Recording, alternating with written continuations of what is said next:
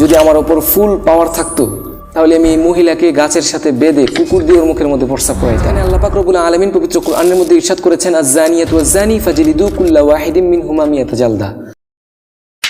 আপনারা কি রামিসার কথা ভুলে গেছেন, আসিয়ার কথা এবং মুন্সিগঞ্জের সেই 7 বছরের শিশুটির কথা, কিংবা ময়মনসিংহের 9 বছরের শিশুর কথা, ফেনীতে ঘটে যাওয়া 9 বছরের সেই শিশুটির কথা ভুলে গেছেন?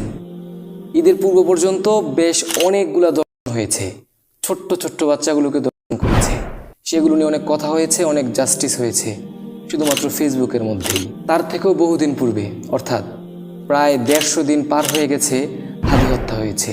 আজ পর্যন্ত কিন্তু বিচার হয়নি। আপনারা কি বিচার চেয়েছেন? অবশ্যই চাচ্ছেন। ফেসবুক, সোশ্যাল মিডিয়ায় প্রচুর পরিমাণ বিচার চাওয়া হচ্ছে, সবাই তো বিচার চাচ্ছে। বিচার কি হচ্ছে?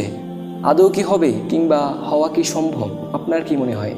আমার তো মনে হচ্ছে না এই বিচার কখনো হবে।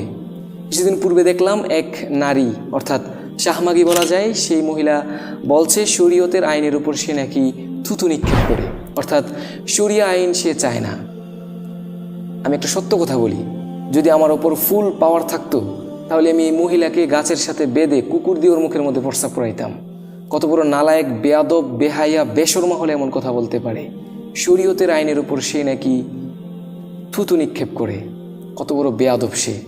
আমি বলে দিচ্ছি, আপনি লিখে রাখতে পারেন, কিংবা আপনারা আপনাদের ডায়েরিতে অথবা দেয়ালের মধ্যে বড় আকারে অঙ্কন করে রাখতে পারেন। যত বছর, যত দিন যাবৎ শরিয়া আইন আপনারা কায়েম করতে না পারবেন, তার আগে কোনো বিচার আপনারা মন মতো পাবেন না। কোনো বিচার হবে না, হচ্ছে না, হওয়ার কথাও না।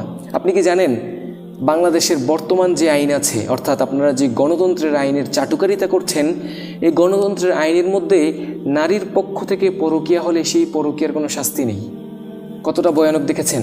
যেখানে আল্লাহ পাক রব্বুল আলামিন পবিত্র কোরআনের মধ্যে ইরশাদ করেছেন, আয-যানিয়াতু ওয়াজ-যানি ফাজলিদু কুল্লা ওয়াহিদিম মিনহুমা মিয়াতা জালদা। প্রত্যেক বেবিচার নারী পুরুষকে তোমরা 100টা দৌড়ার আঘাত দাও। সেখানে আপনাদের গণতন্ত্রের আইনের মধ্যে কোনো পরকীয়া করা নারীর শাস্তি লিপিবদ্ধ নেই। তাহলে আপনি কিভাবে শাস্তি দিবেন? আপনার দ্বারা কখনোই শাস্তি হবে না, বা শাস্তি দেওয়া অসম্ভব, যতদিন না আপনারা শরিয়া আইনকে কায়েম করবেন। শরিয়া আইন কিন্তু অতটা কষ্টদায়ক কিছু না। আপনি যদি শরীয়তের পথে চলেন, সঠিক পথে চলেন, তাহলে শরিয়া আপনার জন্য সবচাইতে সহজ পথ। যদি আপনি জিনাকারী হন, যদি আপনি ব্যভিচারী হন, সুদখোর, ঘুষখোর, চোর, নালায়েক হন, তখন গিয়ে আপনার জন্য শরীয়তের আইন বাধা হয়ে দাঁড়াবে। তাহলে কেন শরীয়তের বিরোধিতা করছেন? আপনি কি আসলেই চোর, নাকি আপনারা চোর? সেই মহিলা কি আসলেই ভালো মানুষ, নাকি সে নিজে একটা ব্যভিচারী, একটা জিনাকারী? একটু খুঁজে দেখেন, একটু খোঁজ নিয়ে দেখেন। এদের শাস্তি প্রকাশ্যে বাস্তবায়ন করেন, একটা রিস্ক নেন, শরীয়তের আইন একবার প্রতিষ্ঠা করে দেখেন, একটু পরিশ্রম করেন, সকলে একসাথে লেগে পড়েন।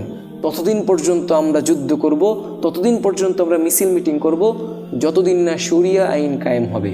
তাহলেই দেখবেন আপনি আপনার বোনের, আপনি আপনার মায়ের, আপনি আপনার সন্তান সন্ততি, আপনার পরিবার পরিবর্গ প্রত্যেকের জেনার সঠিক বিচার পাচ্ছেন, এবং প্রত্যেকটা চোরকে তার পর্যাপ্ত শাস্তি দিতে পারছেন। সুতরাং শরিয়া আইন কায়েম করুন। আল্লাহ পাক রব্বুল আলামিন আমাদের সকলকে তৌফিক দান করুক। আমিন। ওয়া আখির দাওয়ানা আলহামদুলিল্লাহি রাব্বিল আলামিন।